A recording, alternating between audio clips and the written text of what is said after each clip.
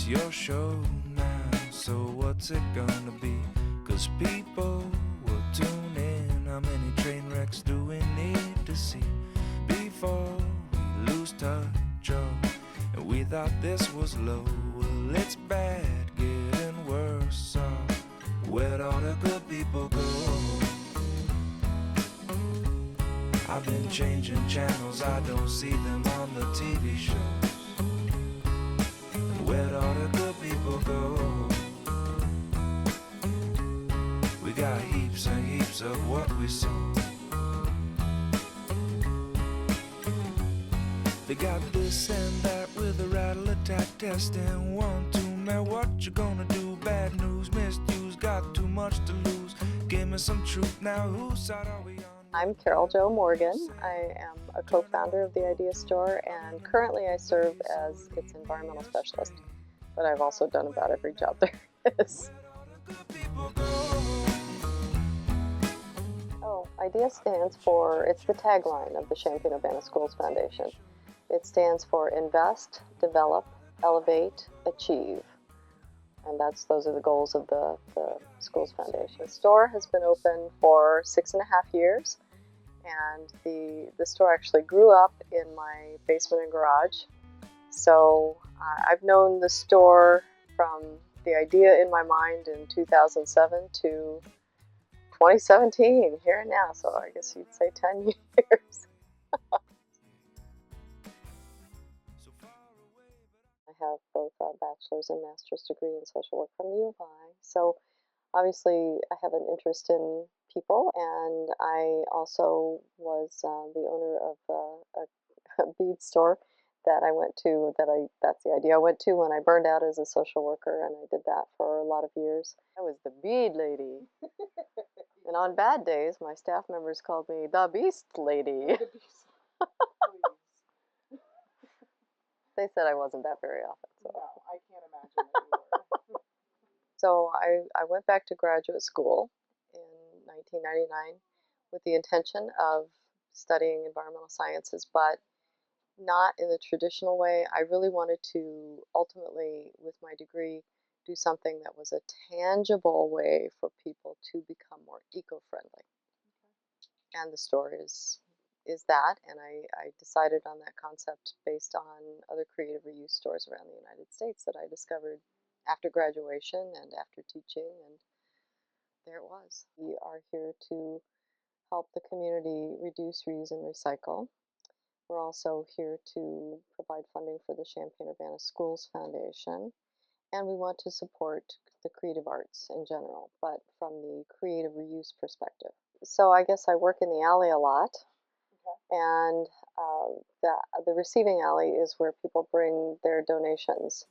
And it's not just individuals from the community, it's also businesses and industry that donate to the store.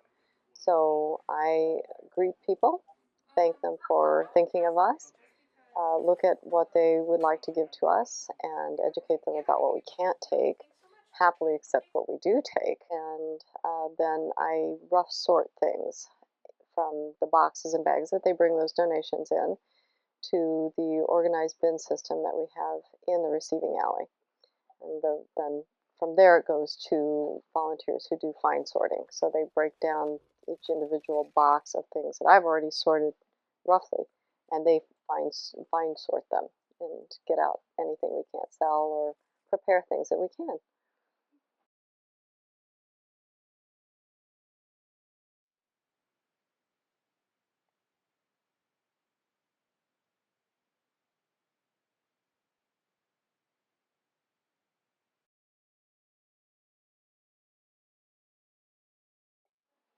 I would say that we grew at an exponential rate.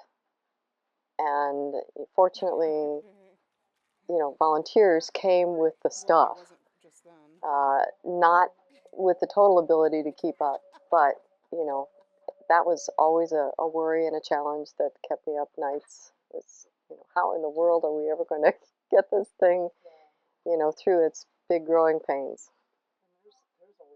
There's a lot of stuff, but we also have amazing pool of volunteers to deal with all the stuff. I'm Wendy Mathewson, and I am the ephemera steward at the I.D.E.A store.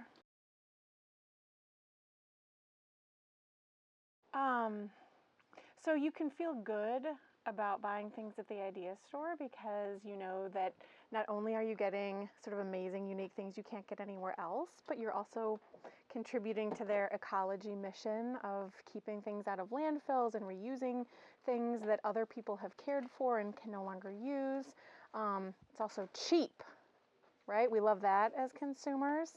And then I also love that the proceeds go to the Champaign-Urbana Schools Foundation and that it supports the educational mission in our community. So I think for me as a consumer, I love that there's new stuff all the time. And like with any kind of thrift shopping, there's this sense of like the adventure of the hunt, seeing what's going to be out there. And then it's also just fun to look, even if you don't buy.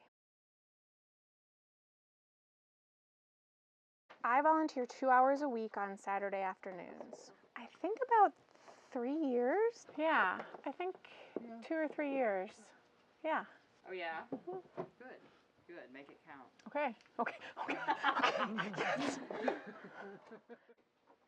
Yeah, and I when I first started volunteering, I was not working full time, and now I am working full time.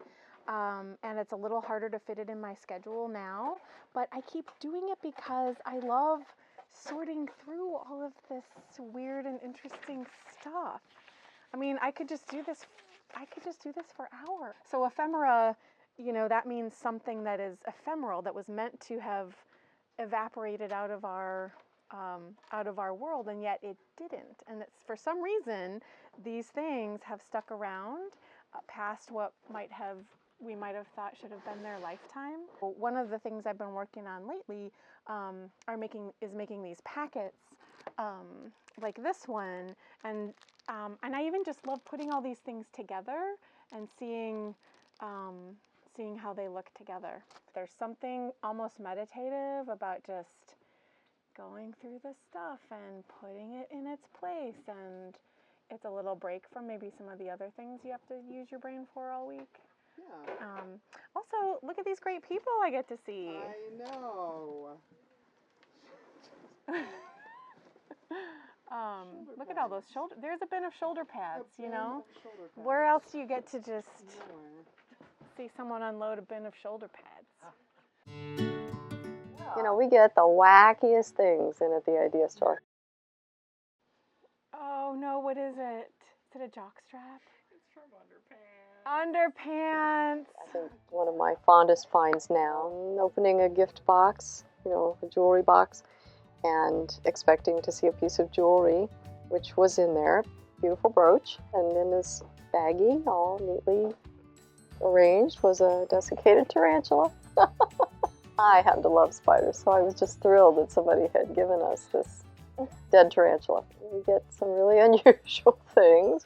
It's all in how you interpret it, creative reuse, I guess. We got this donation from of someone had cleaned out their relative's house, and it had all sorts of legal documents, ID cards, troves of letters and cards, and this man had been a minister in central Illinois.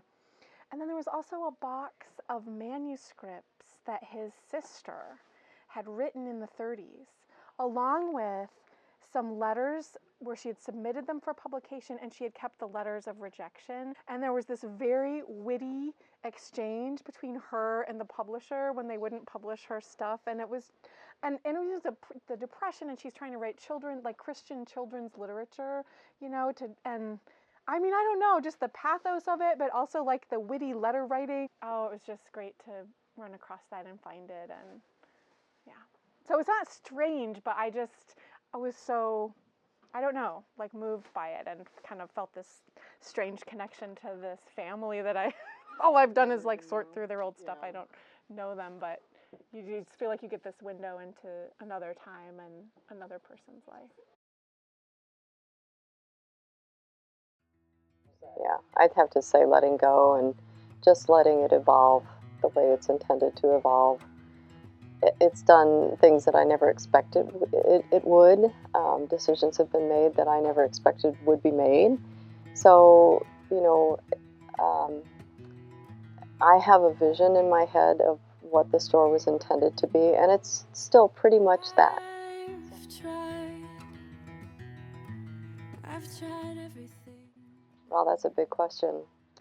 I would like it to be as successful and embraced and entrenched as some of the creative reuse stores across the United States have become. Our model was the Scrap Exchange in Durham, North Carolina, which has now been in existence for 25 years. Yes, 25 years, and they have, a huge staff. What I'm really happy for them about is that they have staff that have benefits, and they just have grown. They certainly serve the environmental mission, but they also help people have a living wage, and it just is the ideal dream.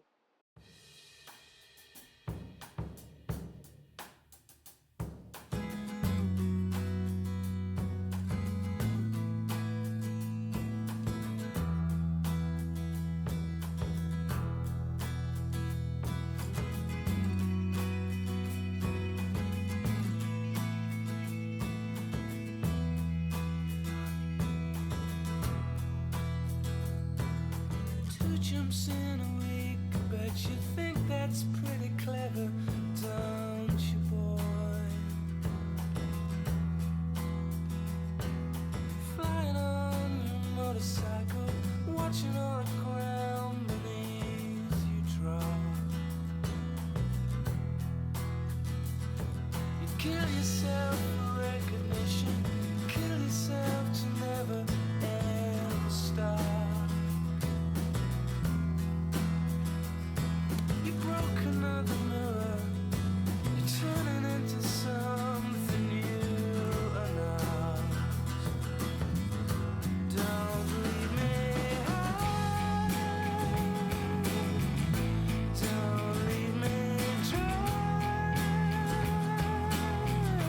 don't leave me high, don't leave me dry.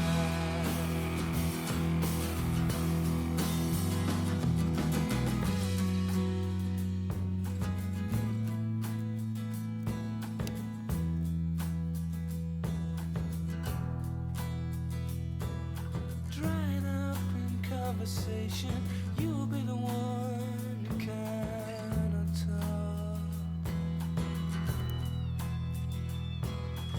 All your insides fall to pieces,